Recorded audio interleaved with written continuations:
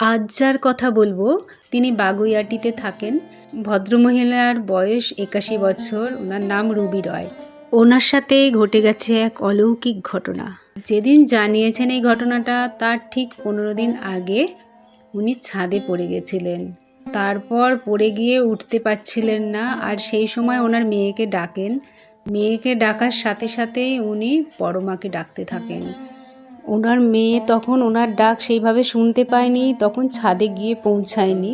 তার আগেই উনি কোনো রকমভাবে উঠেছেন, আর উনি মনে করেন বড়মাই ওনাকে তুলেছে, আর ওনার কোথাও ভেঙে যায়নি, শুধুমাত্র হাঁটুটা একটু লেগেছে বলে ফুলে গেছে।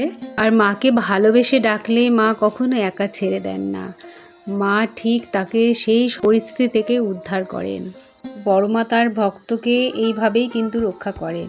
সত্যি এটা আমার অনেক বড় পাওনা। আর বড়মার আশীর্বাদে ২১ বছরের বাচ্চারাও কমেন্ট করে, ওদের সাথে যে অলৌকিক ঘটনা ঘটে সেটা জানায়। আবার একজন ৮১ বছরের ভদ্রমহিলা, উনিও তাদের সাথে যে অলৌকিক ঘটনা ঘটছে সেগুলো জানাচ্ছে। বড়মার আশীর্বাদে এগুলোই আমার অনেক বড় প্রাপ্তি। আর বড়মার কৃপাতেই উনি রক্ষা পেয়েছেন, কারণ এরকম বয়সে এসে পাটা ভেঙে গেলে অনেক সমস্যার মধ্যে পড়তে হয়। শুধুমাত্র ওনার সামান্য চোট লেগেছে বলে ফুলে গেছে। ওনার ওপর বড়মার অশেষ কৃপা আছে, তাই ওনার খুব সামান্যই চোট লেগেছে।